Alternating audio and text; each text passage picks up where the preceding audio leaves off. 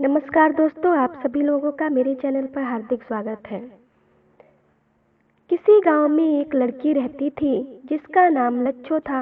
एक दिन वह अपनी सखियों के साथ कुएं पर पानी भरने गई। वहां सब लड़कियां अपने सगाई ब्याह की बातें कर रही थीं।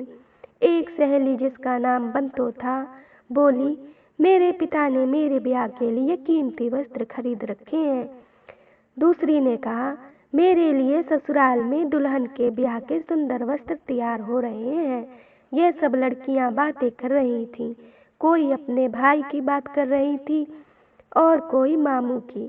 लच्छो बेचारी सखियों की बातें चुपचाप सुन रही थी। उसके पास कहने की कोई बात नहीं थी। बहुत दिन हुए उसके माता पिता मर चुके थे और वह उसके लिए कोई धन दौलत भी नहीं छोड़ गए थे। कोई दूसरा सगा संबंधी भी नहीं था जिसका सहारा लेती। बेचारी अकेली थी और गरीबी में दिन काट रही थी। उसके शादी का प्रबंध कौन करता, लेकिन जी चाहता था कि वह भी सखियों की बातचीत में हिस्सा ले। इसीलिए उसने यूं ही एक बात बनाई और कहा, मेरा चाचा भी परदेश से आ रहा है। वह मेरे लिए बहुत सारे जेवर गहने और कीमती कपड़े लाएगा। एक बिसाती जो गांव में अपना सामान बेचने आया था, कहीं पास ही बैठा लड़कियों की ये सब बातें सुन रहा था। वह बिसाती एक चालाक ठग था और सामान बेचने के बहाने लोगों के भेद मालूम किया करता था। जब उसका दाव लगता था, लोगों को लूट लेता था। लच्छो की बात सुनकर वह मन ही मन प्रसन्न हुआ और दूसरे दिन भेष बदलकर उसके घर चला गया। वह अपने साथ कीमती वस्त्र और आभूषण भी लाया था। उसने लच्छो से कहा, मैं तुम्हारा चाचा हूँ। कई साल परदेश में रहकर बहुत सा धन कमाकर लौटा हूँ। मैं तुम्हारा ब्याह अपने एक धनी मित्र के बेटे से करना चाहता हूँ। चल। लच्छो भोली भाली सरल स्वभाव की लड़की थी। उसने ठग की बातों में सहज विश्वास कर लिया। उसने घर का सारा सामान बांधा और ठग के साथ चल पड़ी। जब वह दोनों ठग के घर की ओर चले जा रहे थे, एक चिड़िया ने चींची करते हुए कहा, बहन लच्छो, तेरी अकल कहाँ खो गई जो तू एक ठग से ठगी गई। लच्छो पक्षियों की भाषा समझती थी। उसने अपने चाचा से पूछा, यह चिड़िया क्या कह रही है। ठग ने उत्तर दिया, चींची करना और शोर मचाना इन चिड़ियों की आदत है, हमें इससे क्या मतलब।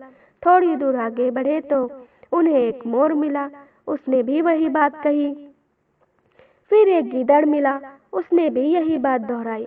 लच्छो के पूछने पर ठग हर बार कह देता कि शोर मचाना इन पशुओं और पक्षियों की आदत है, हमें इससे क्या मतलब। वह ठग लच्छो को साथ लिए अपने घर पहुंचा और घर पहुंचते ही उसने सारा भेद अपने आप खोल दिया और लच्छो से कहा, मैं तुम्हारा चाचा या कोई दूर का सगा संबंधी नहीं हूँ। मैं तो तुम्हारी सुंदरता पर मुग्ध हुआ हूँ और तुम्हारे साथ ब्याह करने के लिए तुम्हें लाया हूँ। लच्छो सुनकर बहुत रोई, लेकिन अब क्या हो सकता था। उसके लिए अब वहां से भाग जाना भी संभव नहीं था। उसे मार्ग के पशु पक्षियों की बातें याद आई और उसे अफसोस हुआ कि उसने इस पर ध्यान क्यों नहीं दिया। वह वाकई ठग से ठगी गई थी। ठग जब चोरी और ठगाई के लिए बाहर जाता तो लच्छो को अपनी माँ के सपुर्द कर जाता कि वह उस पर कड़ी निगरानी रखे और उसे कहीं बाहर न जाने दे। ठग की माँ बहुत बूढ़ी थी। उसके मुख पर झुर्रियाँ थीं, गालों का मांस लटक गया था और सिर गंजा था। लच्छो के बाल बहुत लंबे थे, काले और सुंदर, नागिन की तरह लहराते हुए। बुढ़िया को लच्छो के ये बाल बहुत पसंद थे। एक दिन जब उसका बेटा ठग घर से बाहर गया हुआ था तो उसने लच्छो से पूछा, तुम्हें यह सुंदर बाल कहाँ से मिले हैं। लच्छो ने एकदम बात बनाई, बोली, यह सब मेरी माँ की कृपा से है। उसने एक दिन मेरा सिर ओखली में रखकर ऊपर से मूसर मारे। जैसे जैसे मूसल पड़ते थे मेरे बाल लंबे होते जाते थे। हमारे गांव में बाल बढ़ाने का यह पुराना रिवाज है। बुढ़िया बोली, मेरा सिर तो गंजा है। ओखली में सर देकर और ऊपर से मूसल मारकर क्यों, क्या मेरे बाल भी लंबे हो जाएंगे। लच्छो ने झट उत्तर दिया, क्यों नहीं, जरूर हो जाएंगे। बुढ़िया बाल उगाने की खुशी में ओखली में सिर देने के लिए तैयार हो गई। दूसरे दिन जब काम से बाहर आया बुढ़िया ने लच्छो से अपने बाल बढ़ाने को कहा। लच्छो ने ओखली में उसका सिर रखकर ऊपर से धड़ाधड़ मूसल मारना शुरू किया। मूसल के चोटों के नीचे बुढ़िया तड़पने लगी और 5-7 चोटों में ही बुढ़िया मर गई। लच्छो ने बुढ़िया को विवाह के वस्त्र पहनाए और घूंघट निकालकर दीवार के सहारे एक कोने पर बैठा दिया। इसके बाद लच्छो ने घर का थोड़ा धन और सामान समेटा और वहां से भाग खड़ी हुई। रास्ते में उसे ठग मिल गया। वह कहीं से चक्की के 2 पाटे चुरा कर लौट रहा था। लच्छो उसे देखते ही एक झाड़ी में छिप गई। ठग ने लच्छो को देख तो लिया मगर पहचान नहीं सका।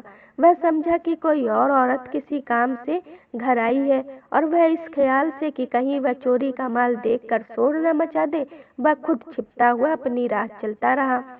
जब वह बहुत दूर चला गया तो लच्छो झाड़ी की ओट से बाहर निकली और अपने गांव की ओर चल पड़ी।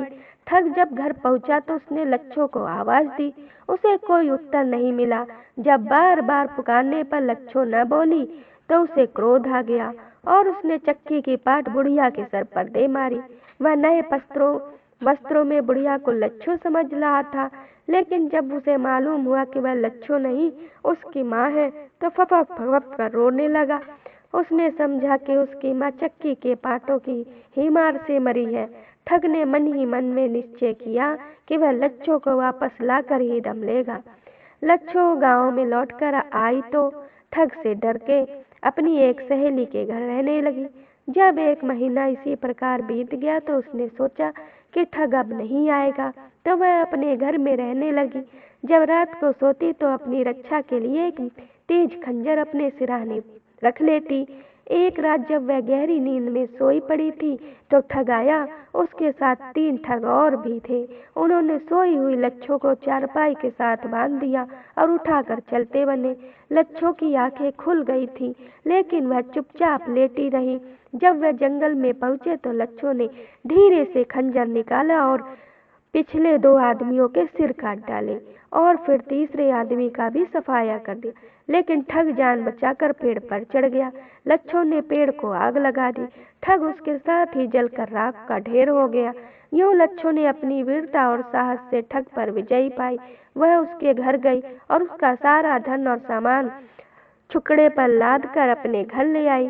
आसपास के देहात में उसकी वीरता की चर्चा होने लगी।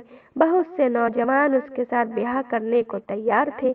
लच्छो ने अपनी पसंद के एक लड़के से ब्याह कर लिया और वह दोनों सुख से आनंद से एक साथ रहने लगे।